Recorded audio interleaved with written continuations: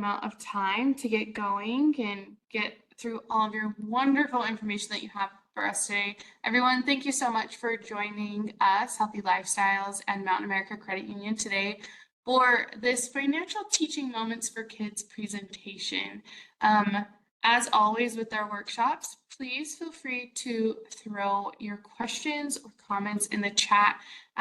Cass is a wonderful teacher, but also loves good engagement. So if you have any comments or thoughts throughout, please direct those to the chat box and we can chat about that.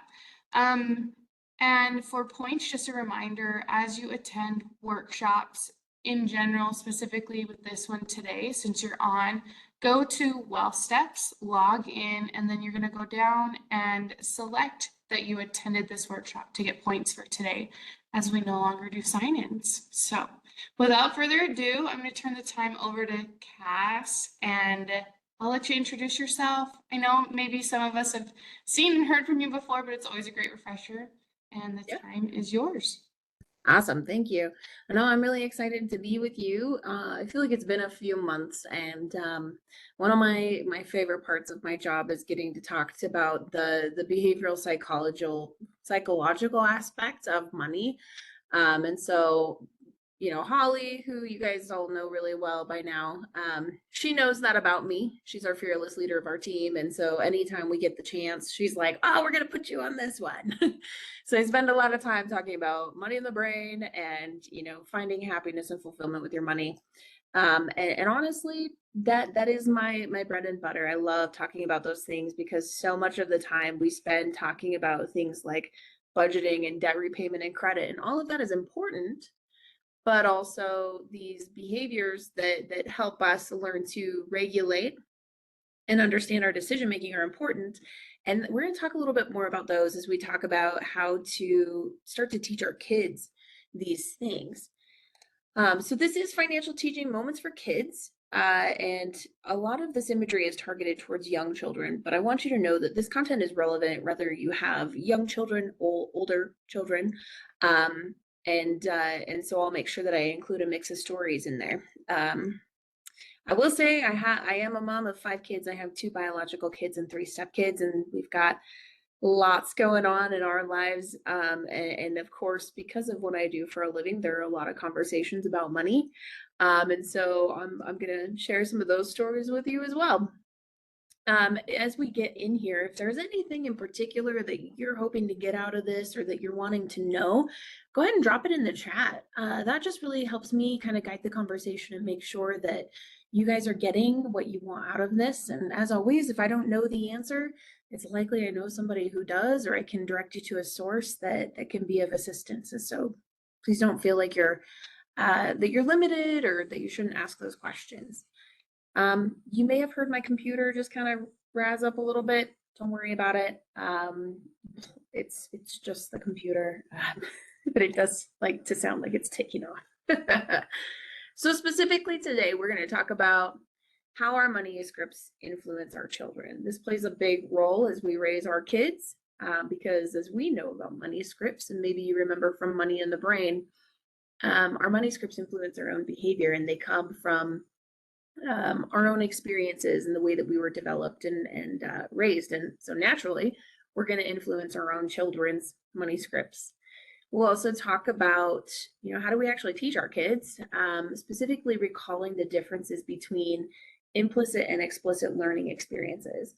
Understanding these things is going to help you create effective learning moments for your children.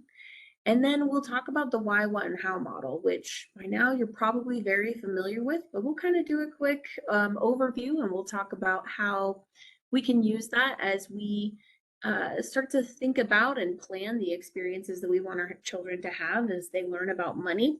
And then finally, we'll just do a recap of understanding how our emotions are influencing our financial decisions, and how do we help our kids recognize that so that they can regulate themselves and make more effective financial decisions. So let's get going here. We're going to start with our money scripts. Anybody remember what a money script is? If you remember what a money script is, go ahead and put that in the chat. I know I kind of alluded to it a second ago, but go ahead and drop it in there if you remember what it is.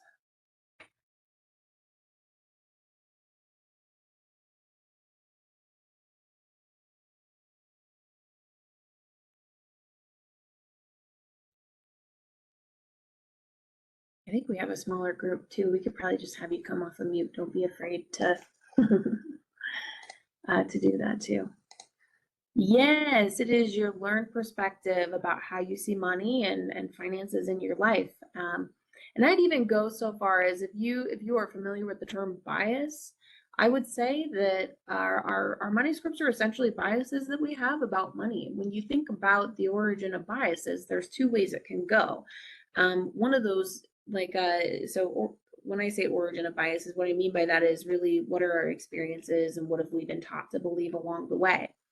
But there are two ways that our biases can exist. They can exist implicitly, meaning we're not really aware of them. They just kind of, float along the surface, and we just kind of go on like doing our thing without really the understanding of why.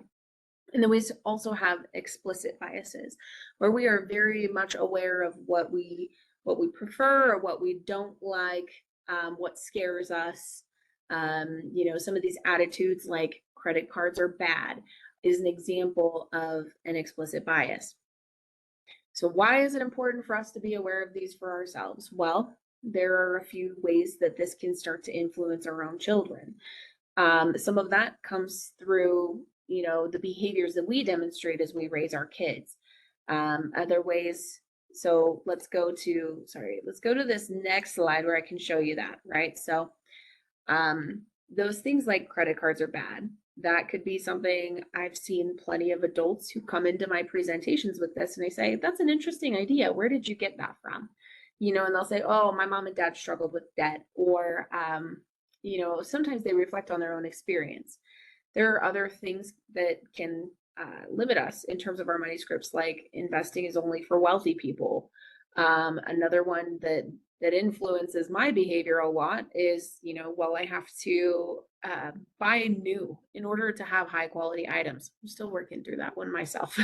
And I know where it lives, right? And that's the other part of this, is that we need to understand why we have these attitudes and beliefs about our money, and really check to make sure that they are true for us, because if they're not true for us, that can unlock new opportunities to be more successful with our finances.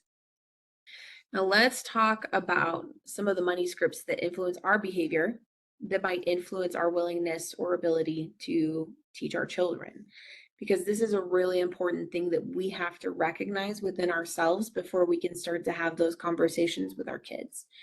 So one of the common things that we see is things like, kids don't need to worry about money when they're young. I don't want to burden them because money is stressful for me and I don't want to pass that on to them.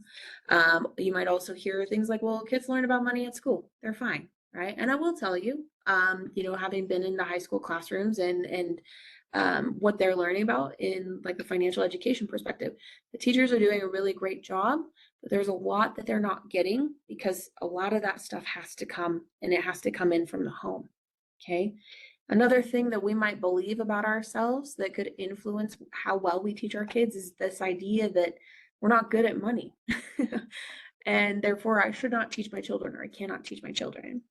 I will tell you that all of these things, these money scripts, are not true. So, well, how do I prove that? Well, think about it. In the real world, kids will need to know about money.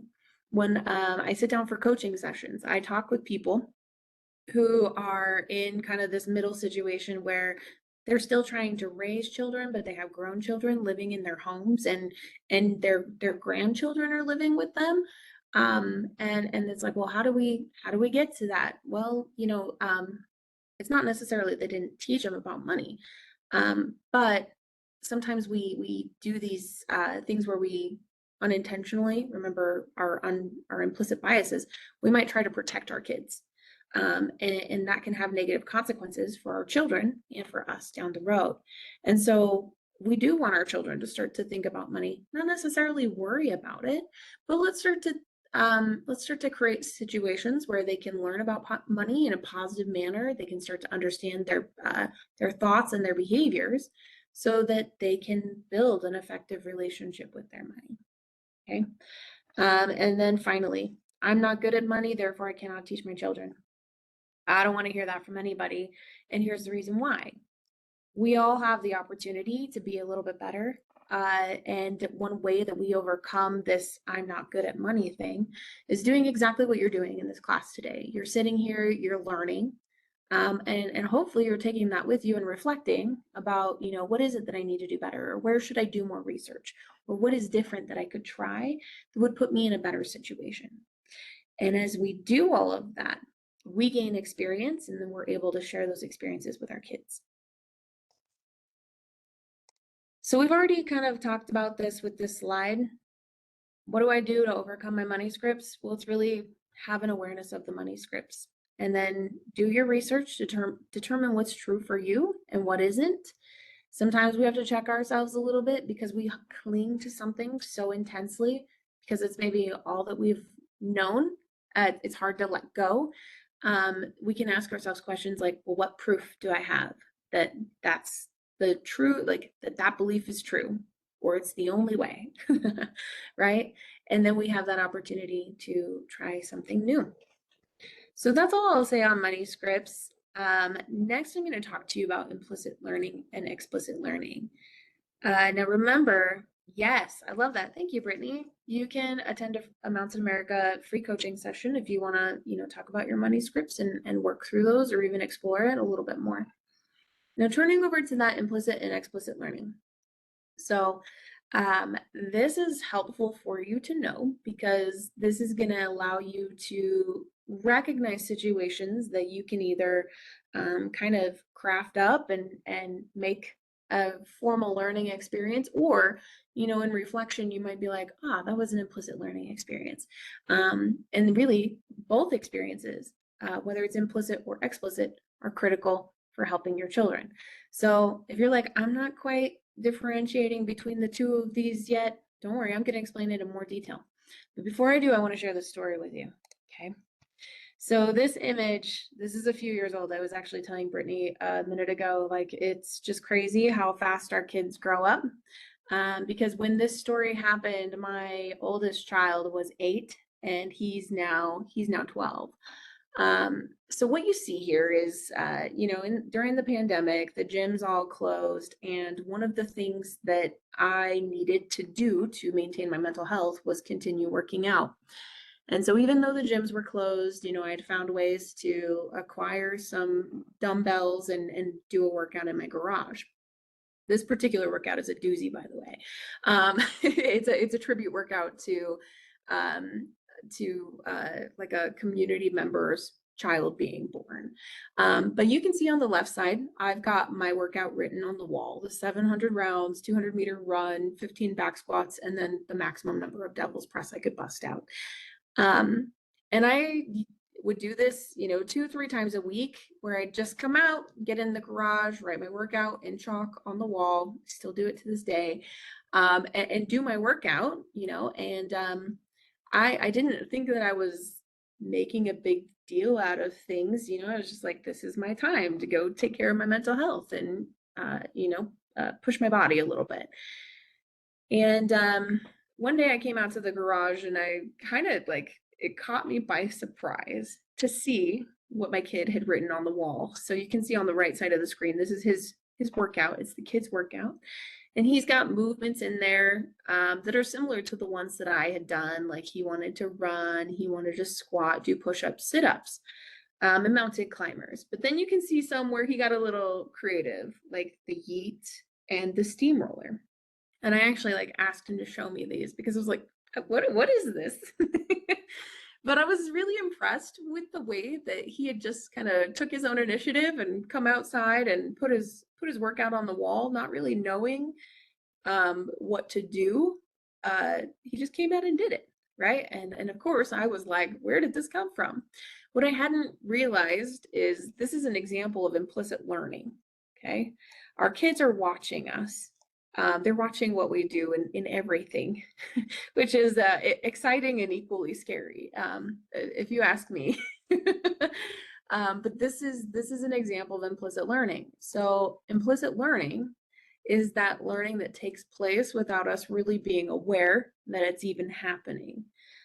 Generally, our implicit learning is in an informal environment, and the learning is based on the way that the way that it's really based on the environment that's around the learner. So you see the image right here with the kiddo eating the French fries. If those French fries are hot, he might put that in his mouth and realize, oh, that's hot, right? And pull it out. But if he's watching somebody around him, he might see somebody kind of blow on that French fry to let it cool down. And then, he will mimic that behavior. And so that's exactly what we're looking at when we're looking at implicit learning. So when we're talking about implicit learning, things that our kids can, learn without a formal environment, without us really managing or understanding that it's happening. What do you think some of those scenarios might be? Can you guys put them in the chat? What might be some financial learning that's happening implicitly without us really having an awareness?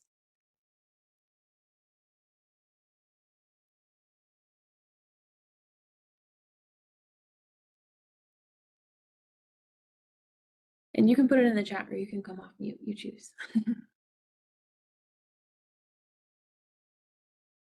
Would it be something like your emotions when it comes time to like pay bills or like receiving that in the mail and then opening it up in front of your kids and being like, ah, Yeah, that's a good example. I remember my dad, he used to avoid the mail because it was, oh, there's only bills in there.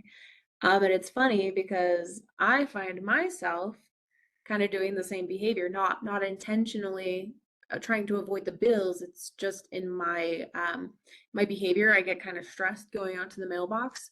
And I'm not saying my dad is bad or taught me horrible things, but I do find that it's likely because, he used to avoid the mailbox and be like, oh, it's just bills again. And so, yeah, that's a great example. Have you guys ever been in the store and heard somebody say something like, uh, oh my gosh, my mind has slipped. Something like, well, we can't afford that, or money doesn't grow on trees. You guys have heard those scenarios before, I bet, or maybe you've said them yourself. Those are examples of implicit scenarios where our child might be observing body language, they might pick up on a tone of voice. And in some cases, if that's happening frequently and it's being reinforced, a child might create associations with money, like feelings of instability, a sense of frustration with money, or feeling like they just don't have enough. And so again, we can't be perfect. Like, I'm not asking you to be perfect, but I do think we have the opportunity to be mindful in the way that we communicate with our children. Saying something like, we didn't budget for that expense, or we value this more than this other expense, and that's why we're not going to buy that thing today.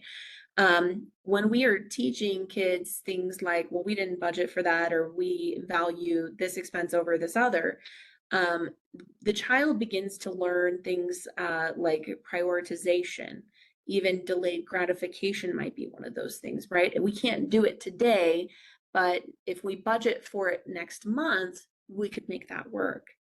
And they're getting the same message, right? They're getting the message that money is finite. It's not growing on trees as much as we'd like to wish it would.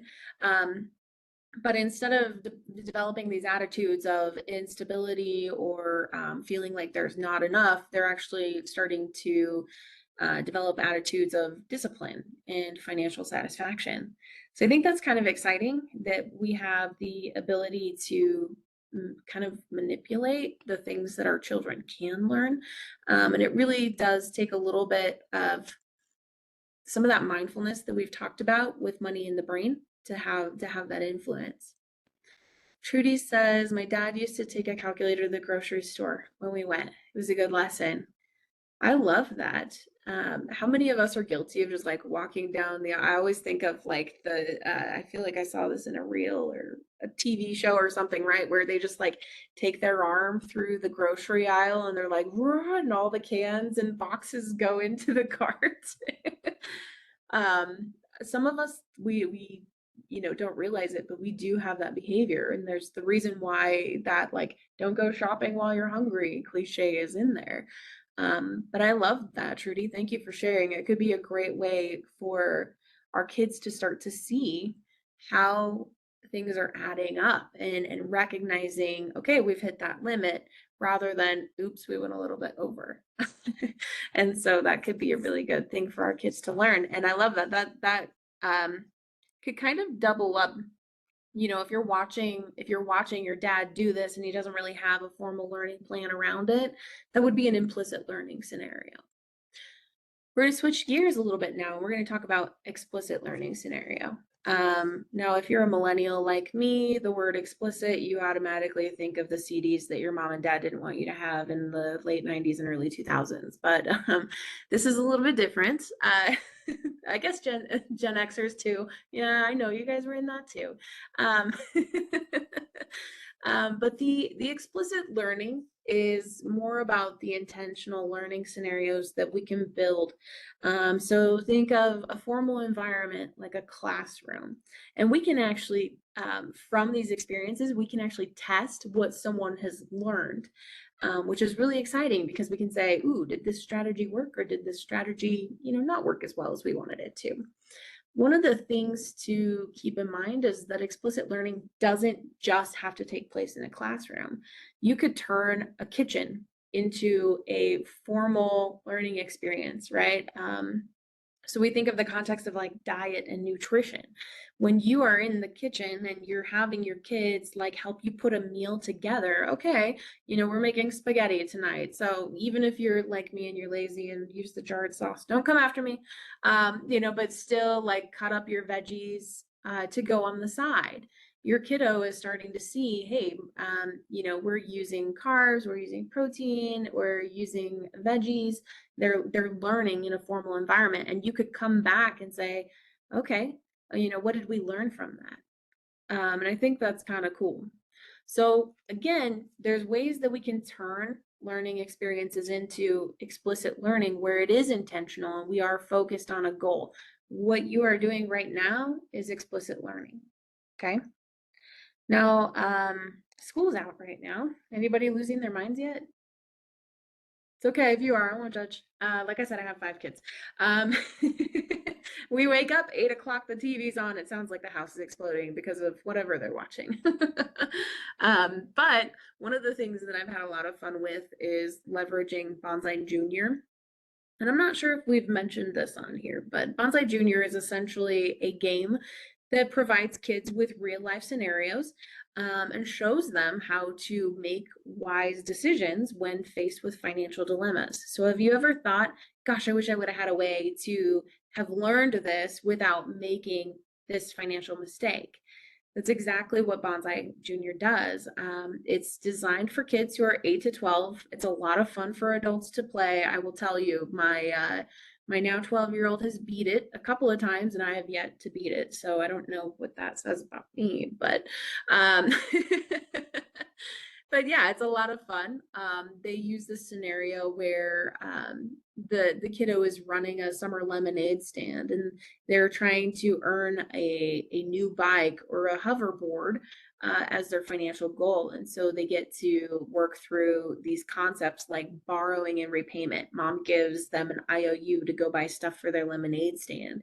They get to learn about envelope budgeting, where we're categorizing and giving a job for each of the amounts of money that we're earning. And then, how do I deal with unexpected expenses? And then finally, sales tax. And I'll tell you guys, sales tax was a tough topic for my kiddos when we started allowing them to go shopping. I think I'll talk about that on the next slide. Just kidding, it's the one after that. But yeah, so looking at some examples of explicit learning scenarios. Now remember, you don't have to be in a classroom to do this. So think about chores. Anybody give their kids chores? I know I do. Like we have chores in our house where it's just expected of them to do certain things as part of the house upkeep. But if it's something that mom and dad are normally responsible for and we just don't have the time to do it, we'll offload it and we'll give them a few bucks to do it. I've got these little apples growing on my tree and I don't want them to get any bigger because they fall off and make a mess. So that's an example of like, hey, I have this opportunity for one of my kids. They can go and they can pick the apples off the tree and I'll pay them a few bucks for it. So this is an example of an explicit learning scenario, because as they are going through this, we can start to ask them questions like, well, you get the kids like all the time. They want to do something that costs money. Well, I'm not willing to give you money to go buy Robux. So you can earn money and you can use that money however you want, right? And then as we give them those structured activities, they're learning that by working, they're earning money, and then they can go and use money to get the things that they want. That's another one I would encourage you, especially as your kids are getting bigger, help them think more about money as a tool to help them become who they want to be. So you might even introduce them to, in like a formal, we're sitting down having a family meeting night kind of thing, where it's like, hey, we're going to talk about why, what, and how you use this model to help you become the person that you want to be, utilizing money as one of the tools in your toolbox. That would be an example of an explicit learning scenario. Okay.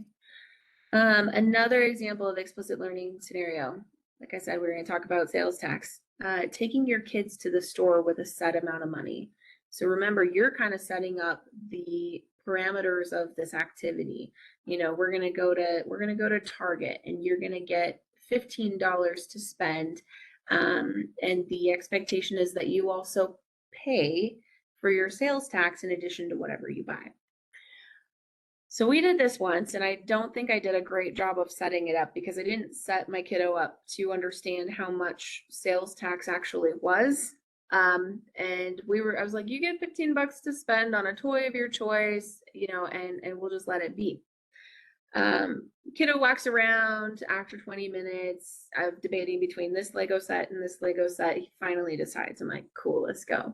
And I look at the tags and I'm like, oh, buddy, that's $15. And I wanted you to pay tax too. Like $15 total is our cap. And I'm not going to lie, like we had to sit down in the middle of the Target store, in the aisle. If you've heard those kids crying and screaming, that was me once. And we had to sit down and have a whole conversation about taxes. And I'm sure we looked a little bit like crazy people in the middle, but we got through it. So like we kind of get to this point where it's like, okay, you have your $15. We've agreed that you're covering your cost plus your tax. Now let's go to the register. Okay. So he's got his $15 in tow, and he just like, here's my dollar bills, take my money, and he gets a few cents back. And as we're going through that, I'm explaining the process to him. Okay, we are exchanging money for this toy.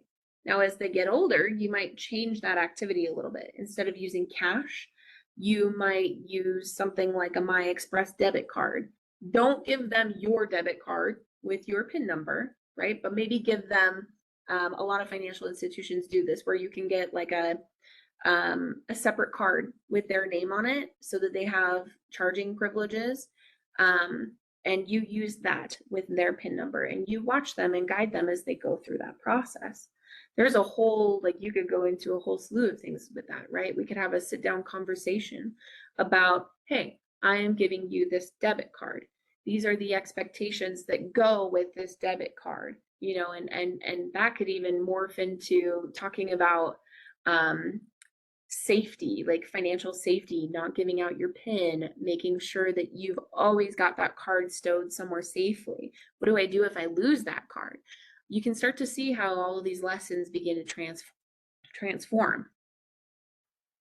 So I think we're getting the hang of this. Do you guys have any questions before we move on and we talk about how we're going to use the why, what, how model to help us make decisions about what we're going to teach our kids?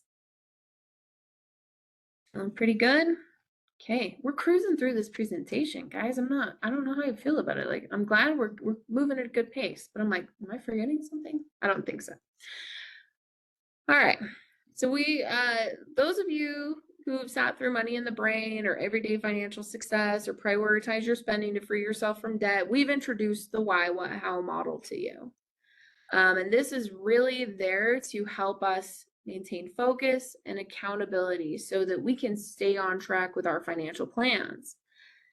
When we take a step back and think about what do we want to teach our kids, or how do we want to teach it, Why is it important to me? Remembering that money scripts could get in the way and be like, hey, you're not good at money. You shouldn't teach your kids. You can come back and say, actually, I want to be better at money, and I'm going to use this opportunity to learn how to be better at money so that I can teach my kids. Here are the reasons why it's important to me. Okay, so we're going to talk about this. Now, before I talk to you about using the why, what, and how, one thing that I think, again, we do as parents is we have a tendency to be overprotective of our kids.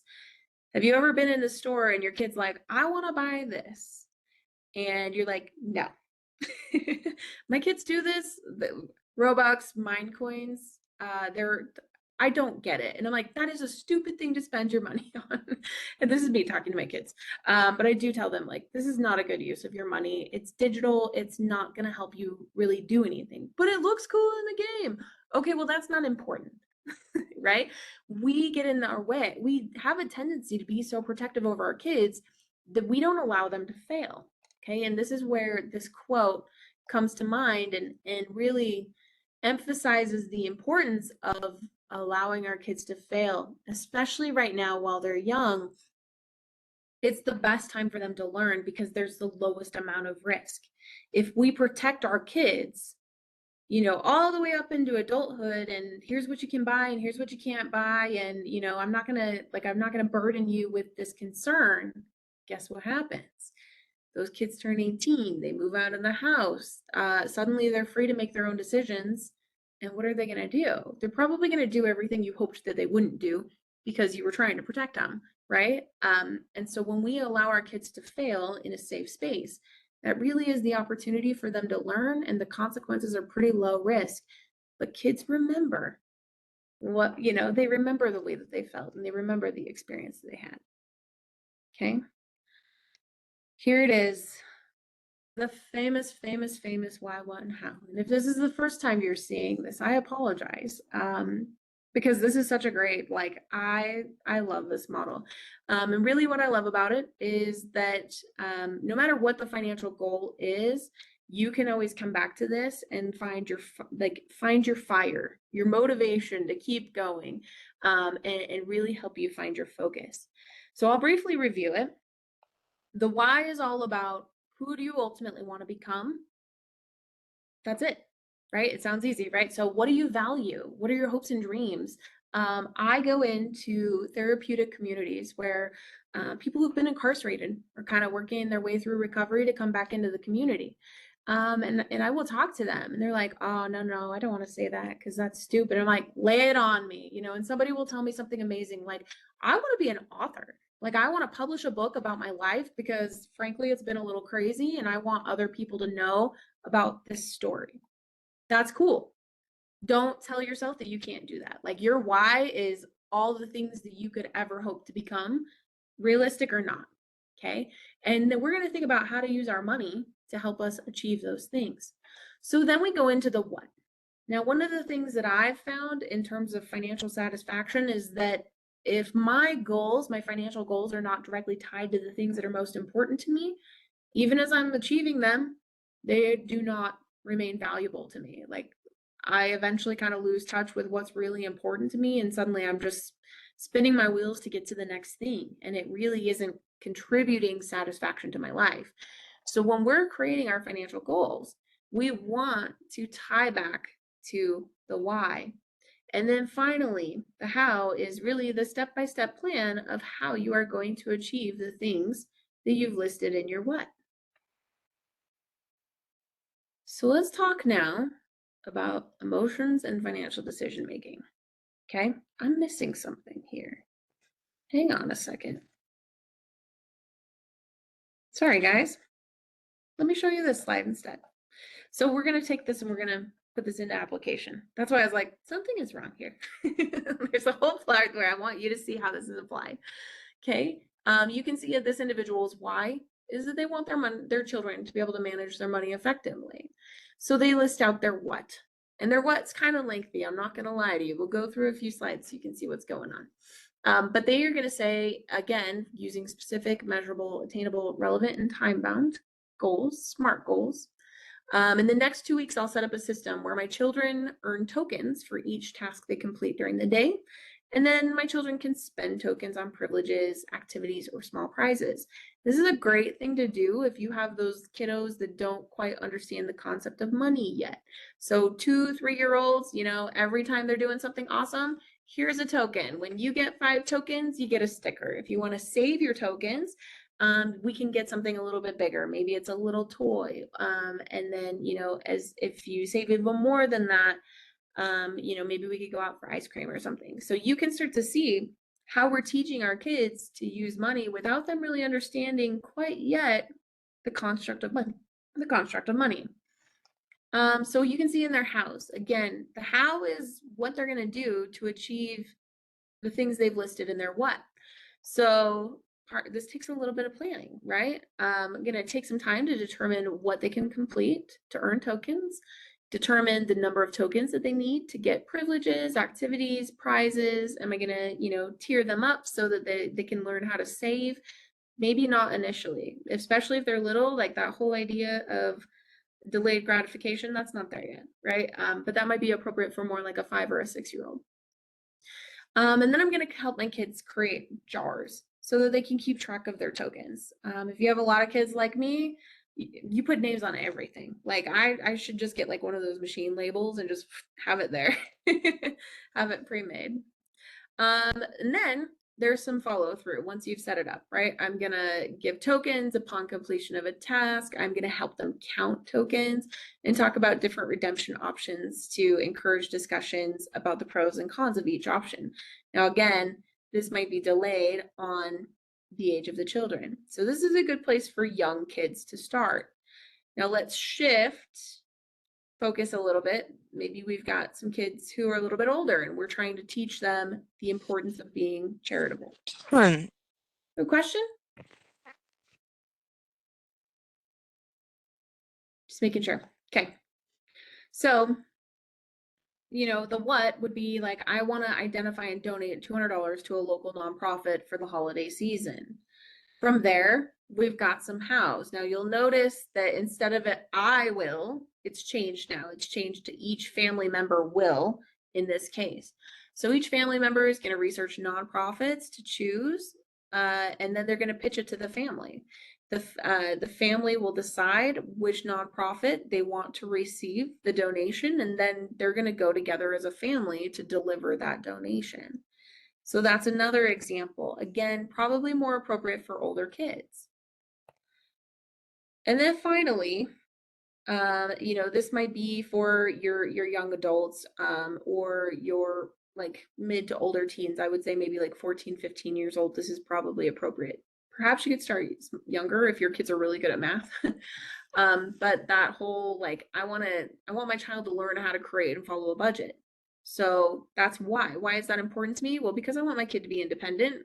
I don't know about you guys, but I have plans, and like when my kids are old enough, I'm like, get out. Like my plan is to sell my house and go buy a house bus and live out of that for 10, 15 years till I can't walk anymore. So that's kind of, part of why this would be important to me. So my what in this case would be, well, for the next 6 weeks, I'm going to support my child as they create a meal plan, grocery list, and shop. This is only one component of the budget, right? But I'm not sure I'm ready to open up to them and tell them, oh, I spend X amount of money on car insurance and I buy this and I buy this and I buy this. My kid might shut down because they might feel overwhelmed. But I might give them a glimpse into something that still fluctuates a little bit and still needs to be managed, which could be a grocery list. So before we can send them out grocery shopping, we've got to kind of explain the process, right? So we'll explain the grocery budget. What have I set aside for every paycheck to cover this? How do I create a meal plan, a grocery list? I'm going to demonstrate it for them so that they can kind of see how it's done. Remember money scripts? This is an example of how that could play in. And then I'm going to support my child and provide guidance as they create their own. So I'm going to show it, and then I'm going to let them do it.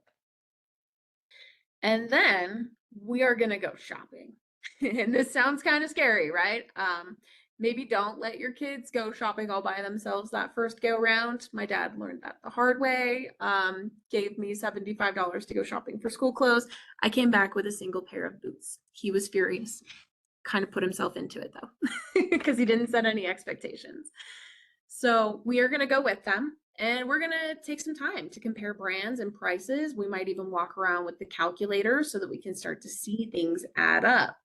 And then finally, once we're all done through the grocery store, everything's put away, we've got a minute to sit down.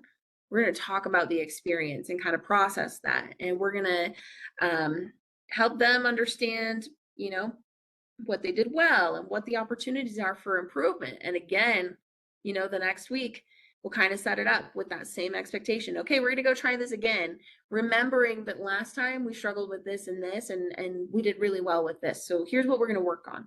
Okay. Again, we can do these things all, you know, it does take a little bit of time and effort.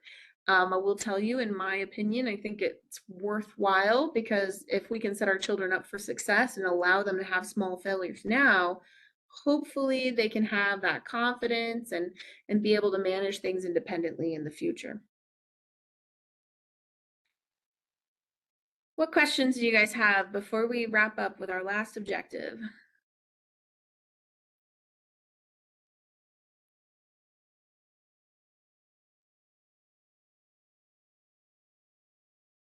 Okay. So this last section is really about remembering our emotions and how they influence our decision making, but then also, how do we teach these concepts to our kids? Because if we can start to help them understand the way that their emotions are influencing them, that gives them more power, and it helps them start to think more critically. And I will tell you, remember, money in the brain, the prefrontal cortex is primarily where decision making happens, and unfortunately for younger adults, that's not fully developed until they're 25. So we do still get to offer a lot of guidance and encourage a lot of practice as they are growing, you know, so that as that's still kind of in its mushy phase and it's still developing, you know, they do feel that support, and they're able to make effective decisions during that time. So starting with emotions and money. Now, one of the things that is really important for us to teach our kids is that connection between the money and the emotions. You can do this by, you know, using some of your explicit learning, what you know about explicit learning, and creating a formal environment. You know, you can sit down and think in advance, like, what questions would I have wanted to be asked about how I'm feeling about my money, right? You might even find yourself in the middle of the store, they're upset, and you can actually sit there and be like, how are you feeling about this? How do you feel about when you get money? How do you feel about when you spend money? How do you feel about budgeting, right? And you can probably see my money scripts come through just by asking those questions. But what we really want to do is we want to help our children build that awareness, because then when they are aware, it's easier for them to take a step back and think about, you know, what is it behind those emotions? Well, I get really excited when I get to spend money. So naturally, I'm going to be mad if I don't get to spend money, as an example. Whoops, sorry about that. We're skipping slides here. Okay, we're back. One of the things that we talk a lot about in Money in the Brain is that mindfulness piece. And I think that that is really powerful. I don't know if you guys know this, but you've got this gray matter in your brain. It's part of the cerebral cortex. As you age, it starts to break down and kind of diminish. And one of the ways that we can minimize or help kind of regain some of that that gray matter is actually through mindfulness. And mindfulness can be done a lot of different ways. So it can be done through meditation, it can be done through journaling, puzzles, relaxing music can actually like help restore it. Okay. I think that that is a really exciting thing for us to be aware of, and it's a really good reason why we can start to practice mindfulness, especially in the context of money. We know that with mindfulness comes some self-regulation and some awareness, which is a really powerful thing when it comes to our money. You've probably found yourself in a situation where you're really excited, and maybe you've made a choice that you later regret, or you wish you would have spent more time thinking through. And when we start to teach our kids that practice of mindfulness and really get them comfortable with that, they can start to use that as part of their way of processing information and hopefully leading to, making sound financial decisions. So one thing that we want to think about or remember is the acronyms that we can use to kind of help promote that mindfulness, especially when we're in those heightened emotion situations. And I will tell you, these are not good for just money. I have a kiddo who is formally diagnosed autistic and has a tendency to get really worked up over some things when it doesn't go exactly as planned. And giving him this tool has kind of helped him recognize, like, for him, it's more about like going and taking a break and kind of working through these things. But it really is that, like, ooh, I need to take a moment to check in with myself, right? And as we do that, that's when we can start to recognize, the rationality side of whatever we're going through, how to be rational through that. So we start with STOP, which is one of the acronyms. It's really about slowing your breathing and anchoring yourself in the present just by doing a few deep breaths. As we get that oxygen really helps with a lot of different things, but what we're really trying to do is give ourselves time for our cerebral cortex to engage and start to think clearly through the situation. So we'll start to take note of what we're feeling, which is what the T stands for. Open up, give ourselves room for our thoughts and feelings to exist. And then finally go in and pursue our values and the things that are most important to us. Now you'll see RAIN and HALT there as well. HALT is hungry, anxious, lonely, tired. Add or remove a few vowel and consonants depending on the version that you had or heard. And then finally, RAIN is a lot like STOP, but it's from Tara Brach. And hers is really recognize what's happening, allow the experience to be there as it is, investigate with interest and care, and nurture with self-compassion. So in a way, a lot of these kind of overlap and live together. And I think that that's a really cool thing that we can use to help ourselves get to a point where we can think more rationally and make an effective decision. Now, lastly, one of the things that I get asked about all the time is, what about kids and technology?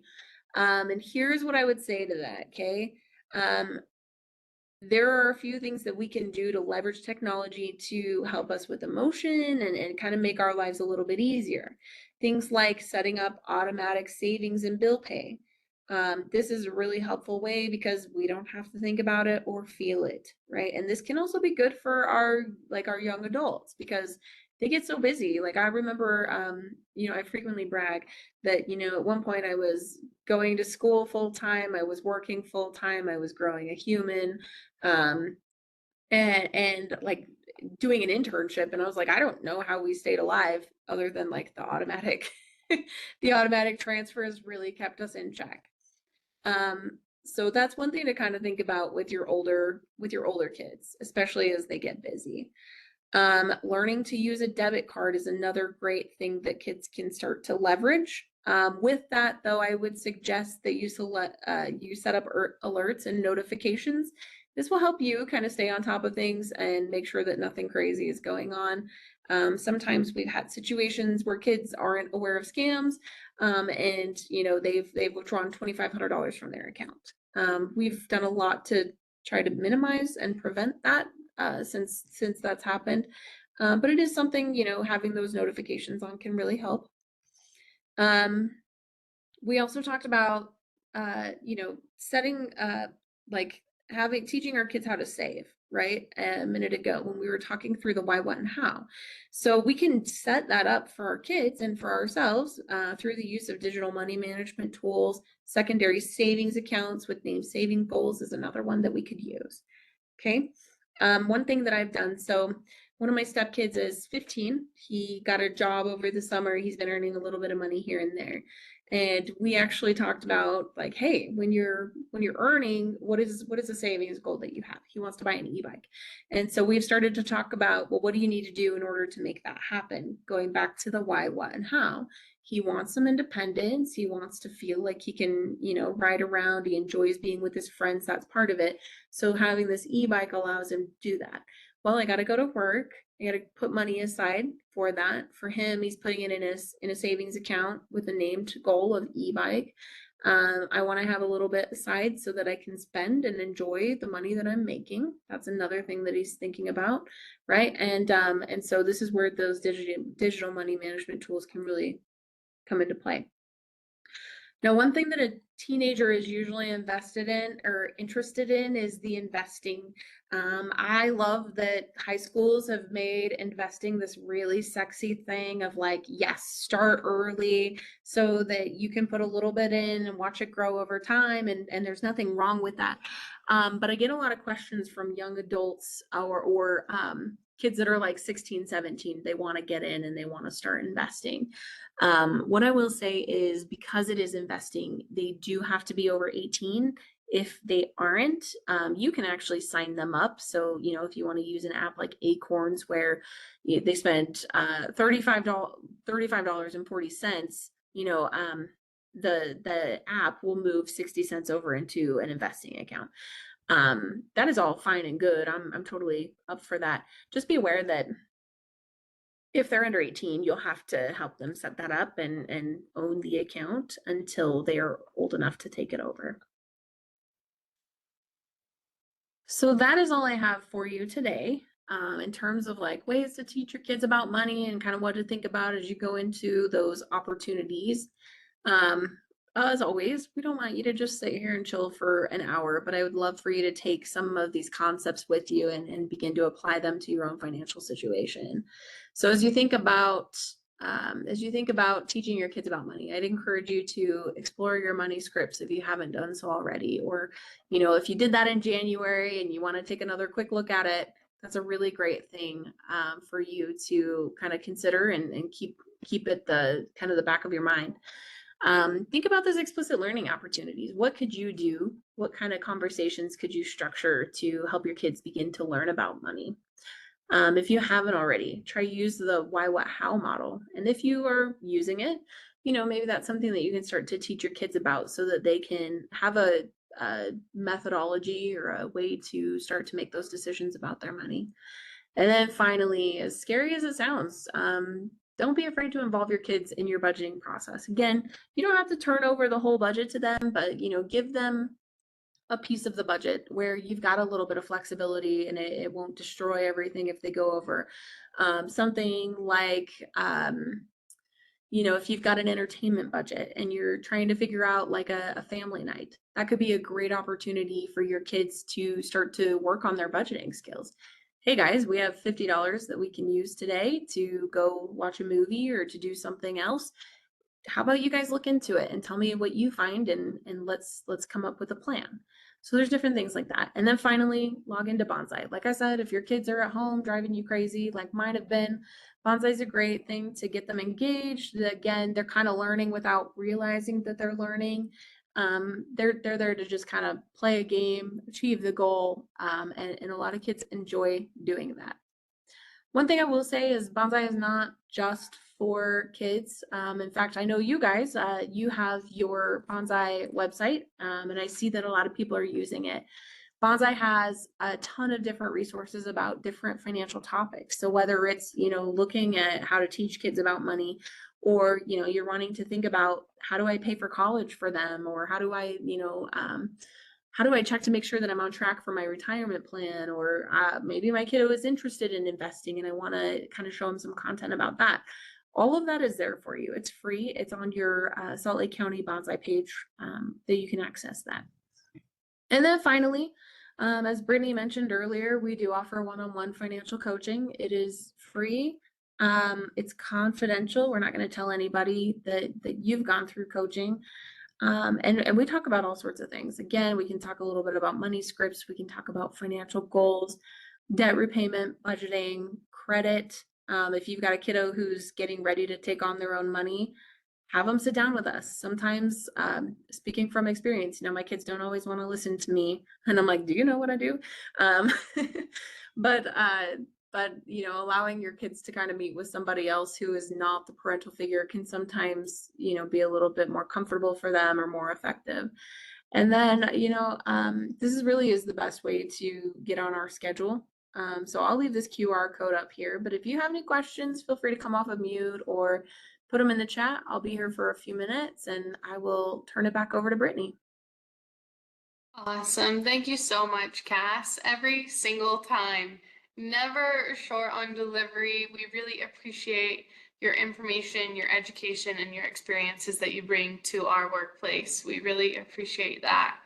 I do love that you broke it down for us, right? There's so many different areas that we can help teach and impact our children's perspective when it comes to finances. And I remember growing up and you graduate high school and you're like, well, what now, right? Like, nobody really taught me about anything like that. And I love that you're teaching us to claim that and say, hey, what can we do to change this for our children and show them, right? Not only talk to them, but show them how finances and understanding it can be powerful and can be empowering for our situation. So thank you so, so much. We really appreciate it. And I mean, other people are saying thanks as well.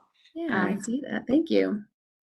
And again, just to remind everyone that if you do end up doing a financial coaching one-on-one with MACU, Healthy Lifestyles, we offer points for doing that as well. So, and I've asked Holly this before, but if you're interested, you can also bring your teen, your kid, whomever it might be, to that coaching session to chat with them, with you, and see how it goes. I mean, we want to break that stigma that talking about finances is scary, right? It doesn't need to be scary and it can be something very comfortable to chat about. So thank you everyone for attending. Cass, thank you so much. And I hope everyone has a wonderful rest of their week. And we'll see you soon. See you guys.